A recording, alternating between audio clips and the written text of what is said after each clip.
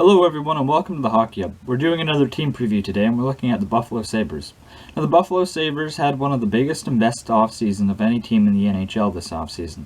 They brought in a few big names, and while they did actually give up a lot of pieces, what they brought in definitely outweighed what they lost. But we're going to see if it's going to be enough to turn them into a contender, but we're going to start off with what they added. Now, the Buffalo Sabres made a couple depth signings in Matt Irwin and Tobias Rieder. Tobias Rieder is a bottom six winger, and he's very good on the penalty kill. In fact, he's one of the most dangerous short-handed players in the league. Despite having a struggling season a couple years ago in Edmonton, he was able to refine his game in Calgary, and actually was a very solid player for them in the playoffs. Matt Irwin is simply a depth defenseman, kind of shores up their defensive depth there. They also signed Cody Ikonen to solidify their center depth. Center depth has been an issue in Buffalo, so getting a guy like Ikonen to play a bottom six role will probably be beneficial to the team. But then they also traded for Eric Staal. Now, I really like this trade for the Buffalo Sabres. Eric Staal is a piece that they haven't had when it comes to where he fits in their depth chart. They haven't really had a legit number two center behind Eichel so far. And this also gives time for a guy like Dylan Cousins to progress. Staal is still a valuable player even at his age, and I think he should be a good fit in Buffalo. But they did sign the big free agent forward in Taylor Hall. Now, Taylor Hall did only sign a one-year deal, so there's no term in this. So Taylor Hall could he could only end up spending 1 year in Buffalo. But even just for now, Taylor Hall to the Buffalo Sabres is a massive addition for Buffalo. He does fit in right alongside Eichel's wing and should be a very useful piece for the Buffalo Sabres, whether they tend to keep him or end up moving him at the trade deadline if they're not in a contending spot. But Hall and Eichel should be a deadly duo, and it's going to be really fun to watch for Sabres fans. Now, the Buffalo Sabres did actually lose a lot of depth this offseason. They did lose longtime Sabre Johan Larsson. They also lost Michael Frolik and Wayne Simmons. Those were guys that they added during the season, so it's not too big of a loss. They chose not to qualify Dominic Cahoon, which was kind of a baffling move to me. There was no reason why they shouldn't have qualified Cahoon. If you look at the contract he got in Edmonton, it's not like it was large. He easily fit within their cap structure.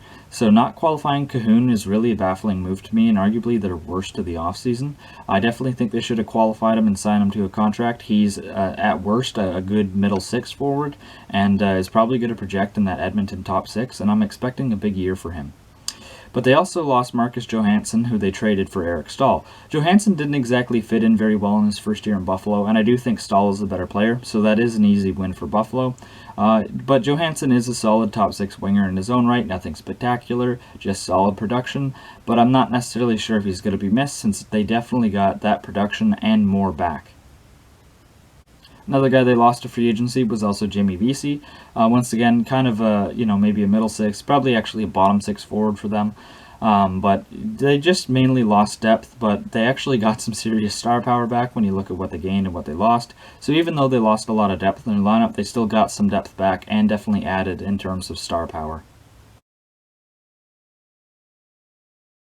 Now, the Buffalo Sabres have put together a surprisingly good top six, led by the likes of Jack Eichel, but now adding Taylor Hall and Eric Staal to that mix really solidifies it. There's also Victor Olofsson, who had a very good rookie year, Sam Reinhart, who despite being a number 2 overall pick and kind of hasn't lived up to that high of a status, is still a very good player in his own right, and then probably Jeff Skinner still fits into that top six. So the top six is pretty good, very dynamic offensive players there.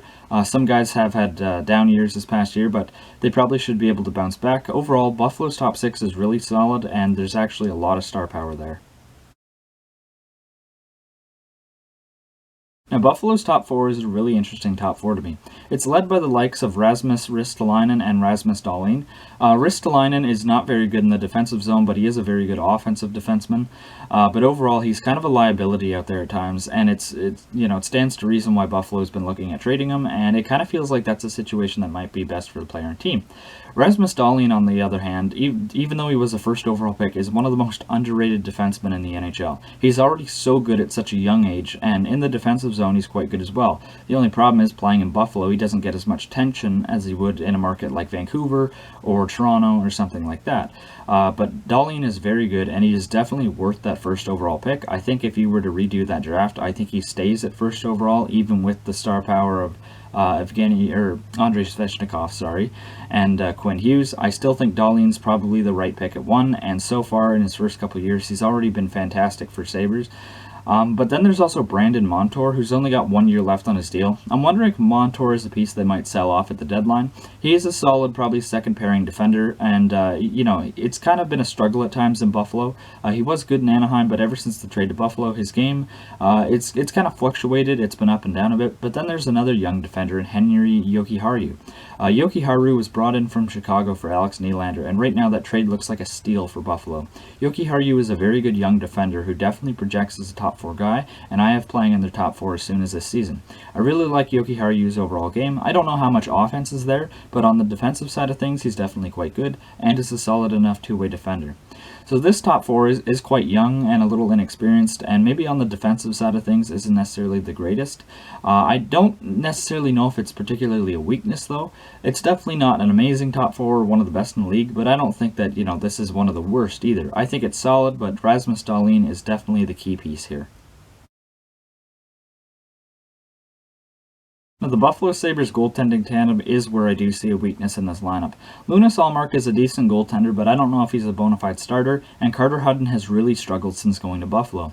Part of Hutton's struggles has been due to apparently some eye issues, and he's been trying to work that out, so if he was able to fix that and work that out, then maybe he's going to bounce back as a better goaltender, but it's really been a struggle for Hutton in Buffalo.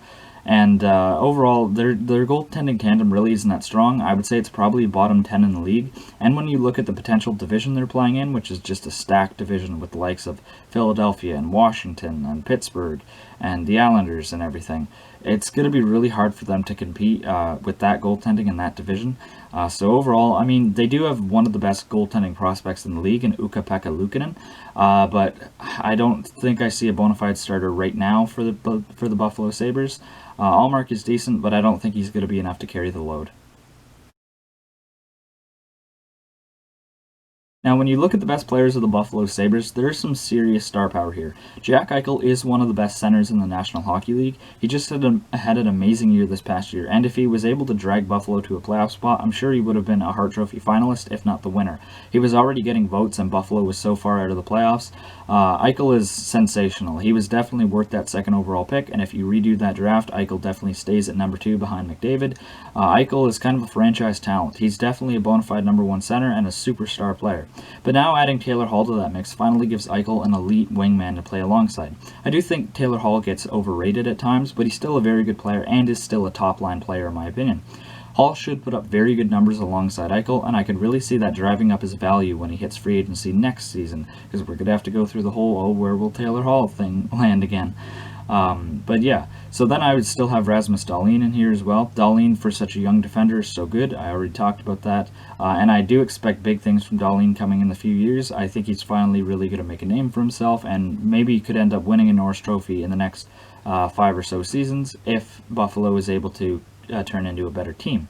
I would also have Victor Olofsson in here. Even in his rookie year, Olofsson was one of Buffalo's better forwards and one of their best goal-scoring forwards. I think Olofsson is just going to continue to get better. There was a lot of hype around him before he finally made his debut into the NHL, and it's easy to see why. And then I would have Sam Reinhart in here as well. Reinhart doesn't get talked about a lot, despite being a second overall pick, but Reinhart is still a good player in his own right. I don't necessarily know if he's a top-line winger, but he can definitely fill that role, and in my opinion is a very good second-line winger. He's for sure a top 6 forward and is a very useful asset for the Buffalo Sabres. But heading into a few players that I want to talk about, I want to talk about Jeff Skinner. Now, Jeff Skinner was given a massive $9 million contract by the Buffalo Sabres after he had an amazing year alongside Jack Eichel in the 2018-2019 season, scoring over 40 goals. But this past season, Skinner really fell off a cliff. He didn't hit 20 goals, and overall his game just didn't look good at all. His offense was not there, especially when you look alongside the guys he was able to play with, like Jack Eichel, and the Buffalo Sabres desperately need Skinner to bounce back, or that looks like one of the worst contracts in the NHL. Even if Skinner is able to bounce back to a 30-goal form, the contract is still not good. They definitely overpaid to keep him, and in my opinion, I think Buffalo would have been better off letting him walk. It's not like they gave up too much to get him in a trade, and I understand that he was fantastic that first year in Buffalo, but I think everybody could kind of see that that was the whole contract year thing, and now that they're stuck with that $9 million contract, in my opinion, it's one of the worst in the NHL. If Skinner's able to bounce back, that definitely improves Buffalo's top 6, and it will look like a much better top 6 and a more dangerous top 6, and could actually have big implications for Buffalo's playoff aspirations. But another guy I want to get into talking about is Rasmus Ristolainen. Now, Rasmus Ristolainen was a top 10 pick in the NHL entry draft, and so far has looked like a decent defender, but hasn't exactly lived up to that high draft billing. It's kind of one of those situations where I think it's best if the team moves on from Ristolainen, and probably best for Ristolainen as well. If they're able to find a trade partner, I think that would be best for both sides. A team like Winnipeg has been in the mix before, and I think that could be a good fit for Ristolainen, but right now he's still kind of stuck in Buffalo, and he's made it clear that, maybe he's not happy playing there, but he still has to try and bring his best game because Buffalo is trying to contend this year, and if they're going to try and make the playoffs in a hard division like they're in, they're going to need Ristolainen to look better than he's ever been. But another player I want to get into talking about is Dylan Cozens. Now, Dylan Cozens can really change the fate of the Buffalo Sabres this offseason if he can come in and be an impact rookie. Dylan Cozens was, I believe, a 7th overall pick and is a very highly touted prospect. I really like Dylan Cozens' overall game. He was fantastic for Team Canada at the World Juniors, and I think he has the makings of being a very good top 6 forward and maybe even a star if he's given time alongside Jack Eichel in his prime years. Dylan Cozens brings a solid two-way game, but there is a lot of offensive upside there, and overall he's a player that I think coaches will like, and a very useful player at that. So if Dylan Cozens can come in and maybe even push his way into that top 6, or if he's even producing well on a third-line role, I think that would be good for the Buffalo Sabres. The Buffalo Sabres did get Eric Staal so that they didn't have to rush Dylan Cozens into that second-line role, and I feel like that's definitely best for his development. This allows Cozens to kind of set his own pace, and wherever he's at, he can play, comfortably in the lineup instead of being thrust into a big role.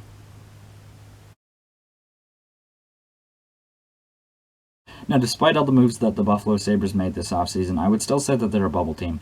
They're definitely not a cup favorite, and I don't think that they're a contender either. Realistically, I do see Buffalo missing the playoffs, and that's probably just due to the division they're playing in. Out of the 8 teams in there, I think 6 of them are playoff teams, but obviously some teams aren't going to make it.